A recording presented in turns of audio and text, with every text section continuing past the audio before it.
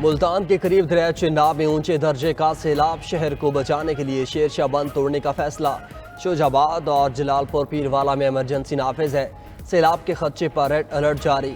جلال پور پیر والا میں 4 افراد ڈوب گئے، ایک کی لاش مل گئی، دوسرے کو بچا لیا گیا، 2 افراد لاپتہ۔ مقامی بند ٹوٹنے سے مزید 60 بستیاں زیر آب، شہر کو بچانے کے لیے بنایا گیا عارضی بند ٹوٹنے کا خدشہ۔ انتظامیہ کے شہر کو خالی کروانے کے لیے اقدامات، پانی کا دباؤ کم کرنے کے لیے بائی پاس پر شگاف ڈالا گیا، متعدد دیہات کا شہر سے زمینی رابطہ منقطع۔ اکبر فلڈ بند پر بھی پانی کی سطح آہستہ آہستہ بڑھنے لگی۔ شیرشاہ روڈ پر دریا چناب کا پل ٹریفک کی آمد و رفت کے لیے بند کر دیا گیا۔ ہیڈ محمد والا روڈ پل پہلے سے بند ہے۔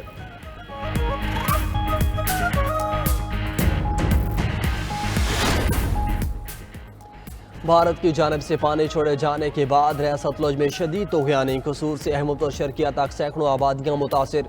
قصور میں دریا ستلج کا پانی تباہی کی داستانیں چھوڑ گیا، 155 دیہات کا زمینی رابطہ منقطع۔ چشتیہ میں پانی کے بہاؤ میں اضافے سے بستی لودرام، بستی سیال، امام شاہ دولہ اور آکوکا میں مکانات اور فصلیں بہہ گئیں۔ ہزاروں متاثرین کھلے آسمان تلے زندگی گزارنے پر مجبور۔ بہاڑی میں سیلابی ریلا بستی چوہن میں داخل، مکین محصور ہو گئے۔ خوراک اور جانوروں کے چارے کی شدید قلت کا سامنا، سینکڑوں ایکڑ پر کھڑی فصلیں بھی تباہ ہو گئیں۔ احمد اور شرقیہ میں دریا ستلج کے طوفانی ریلے کئی بستیاں اجاڑ گئے، مکانات اور فصلیں سیلاب کی نظر، مکین حکومتی امداد کے منتظر۔ پنجاب کے بعد سیلابی ریلوں نے سندھ کا رخ کر لیا، دریا سندھ گڈو بیراج کے مقام پر پانی کی سطح میں اضافہ، 4,43,000 کیوسک ریکارڈ۔ گڈو بیراج سے آج بڑا سیلابی ریلا گزرنے کا امکان، 24 گھنٹے میں پانی کی سطح مزید بلند ہونے کا خدشہ۔ سینئر وزیر سندھ شرجیل میمن کہتے ہیں دریاؤں میں پانی کی صورتحال ابھی تک غیر معمولی ہے، سندھ حکومت نے بروقت اقدامات کر رکھے ہیں، تمام متعلقہ ادارے الرٹ ہیں۔ گزشتہ 24 گھنٹے میں مزید 7,000 سے زائد افراد کو محفوظ مقامات پر منتقل کیا جا چکا۔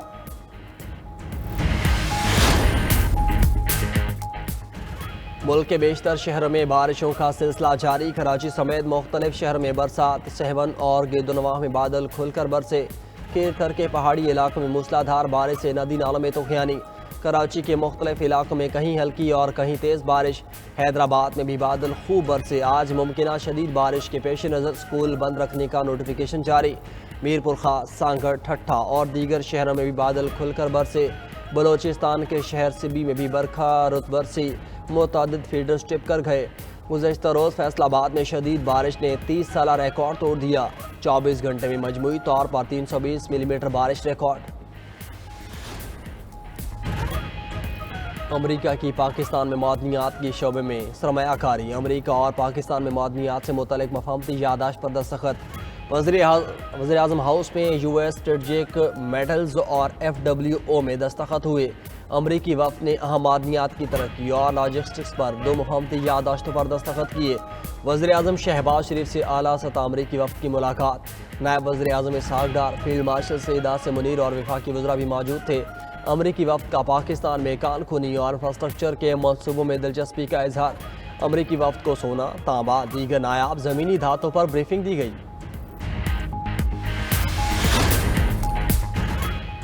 پنجاب اسمبلی میں سینٹ کی جنرل نشست پر الیکشن پولنگ کا عمل جاری۔ ضمنی انتخاب میں نون لیگ کے رانا ثناء اللہ اور اپوزیشن جماعتوں کی جانب سے سلمہ اعجاز کے درمیان مقابلہ۔ ووٹنگ شام 4 بجے تک بلا تعطل جاری رہے گی۔ اپوزیشن کا بائیکاٹ کا اعلان، ووٹ کاسٹ نہیں کریں گے۔ سینیٹر منتخب ہونے کے لیے 180 ووٹ درکار ہوں گے۔ نشست اعجاز چودھری کو 9 مئی کیسز میں سزا کے باعث خالی ہوئی تھی۔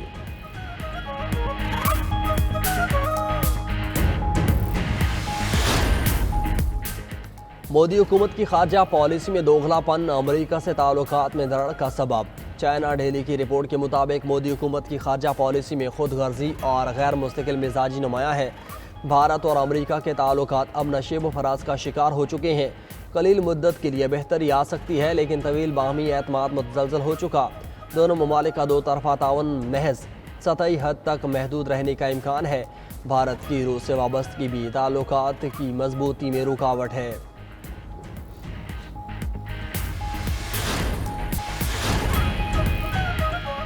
اقوام متحدہ کی جنرل اسمبلی کا اجلاس آج سے نیو یارک میں شروع ہوگا۔ اقوام متحدہ کی کانفرنس نیو یارک کے بجائے جنیوا میں منعقد کرنے کے مطالبات اور فلسطین کو تسلیم کرنے سے متعلق اہم فیصلے بھی متوقع ہیں۔ اجلاس میں 23 سے 27 ستمبر موبائل سے ہوں گے اور 29 ستمبر کو اختتام ہوگا۔ دوسری جانب ٹرمپ انتظامیہ نے فلسطینی صدر سمیت 80 اہلکاروں کو ویزا دینے سے انکار کر دیا۔ فلسطینی وفد اوسلو معاہدے کے بعد فلسطینی تاریخ کے اہم ایونٹ میں شرکت نہیں کر سکے گا۔ 2 ریاستی حل سے متعلق جنرل اسمبلی کی ایک روزہ کانفرنس 22 ستمبر کو نیو یارک میں ہوگی۔ کئی ممالک کی جانب سے فلسطینی ریاست کو مشروط طور پر تسلیم کیے جانے کا امکان۔ مظلوم فلسطینیوں کے لیے امداد لے جانے والے فلوٹیلا مبینہ حملے کا واقعہ تیونس نیشنل گارڈز نے ڈرون حملے کی تردید کر دی۔ کہا ابتدائی تحقیقات کے مطابق کشتی پر آگ ایک لائف جیکٹ میں سگریٹ یا لائٹر سے لگی۔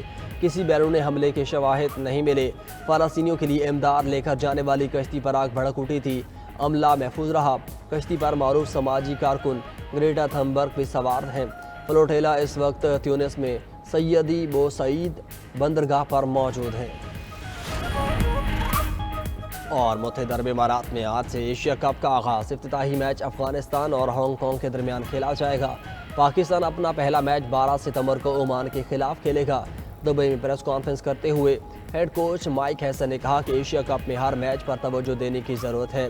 کوشش ہوگی سپر 4 میں کوالیفائی کریں۔ ادھر پاکستان اور بھارتی ٹیمز کی دبئی میں ایک ہی گراؤنڈ میں پریکٹس، کھلاڑیوں کا ایک دوسرے سے ملاقات سے گریز۔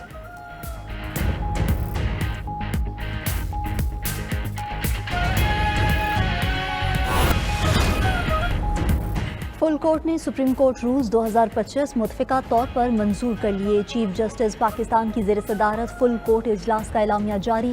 اعلامیے کے مطابق فل کورٹ نے تفصیلی غور و خوض کے بعد رولز پر اتفاق کے رائے کیا۔ سپریم کورٹ رولز 2025 کو لیونگ ڈاکیومنٹ قرار دیا گیا۔ چیف جسٹس نے رولز کی تیاری پر کمیٹی کو خراج تحسین پیش کیا۔ سپریم کورٹ رولز جدید تقاضوں کے مطابق بنائے گئے ہیں۔ رولز میں ترمیم عدلیہ کے ادارہ جاتی فریم ورک کو مضبوط کرے گی۔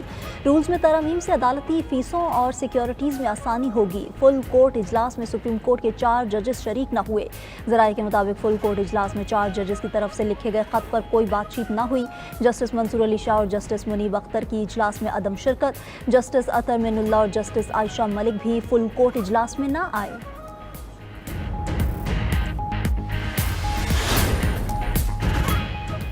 سپریم کورٹ کے 4 ججز کا چیف جسٹس پاکستان جسٹس یحییٰ افریدی کو خط سپریم کورٹ رول سرکولیشن کے ذریعے منظور کرنے پر تحفظات کا اظہار کیا۔ لکھا کہ رولز منظوری کے لیے کبھی فل کورٹ کے سامنے نہیں رکھے گئے۔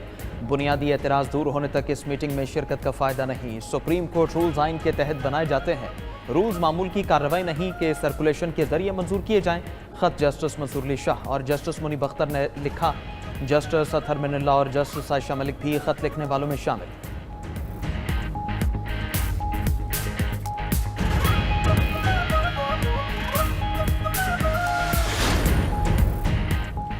سپریم کورٹ میں جوڈیشل کانفرنس سے نئے عدالتی سال کا آغاز۔ چیف جسٹس پاکستان جسٹس یحییٰ افریدی نے جوڈیشل کانفرنس سے خطاب میں کہا کہ ہمیشہ قانون کی بالادستی کے لیے کام کیا۔ عدالتی نظام میں شفافیت اور آسانیوں سے سائلین کو فوری انصاف ملے گا۔ جدید ٹیکنالوجی کے استعمال سے عدالتی نظام کو مؤثر بنایا جا رہا ہے۔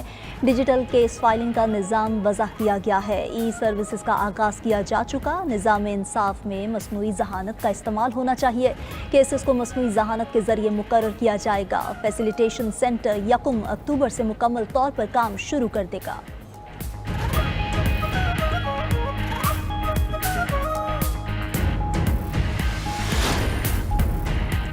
فرانس میں سیاسی بحران شدت اختیار کر گیا۔ فرانسیسی وزیر اعظم فرانسوا بائرو کو اراکین پارلیمنٹ نے معزول کر دیا۔ فرانس 2 سال سے بھی کم عرصے میں چوتھے وزیر اعظم سے محروم ہو گیا۔ فرانسیسی وزیر اعظم فرانسوا بائرو اعتماد کا ووٹ حاصل کرنے میں ناکام ہو گئے۔ فرانسوا بائرو کی مخالفت میں 364 اور حق میں 194 ووٹ کاسٹ ہوئے۔ فرانسیسی صدر ملک کے نئے وزیر اعظم کا انتخاب کریں گے۔ بائرو نے بجٹ میں 44 ارب یورو بچت کی تجویز دی تھی۔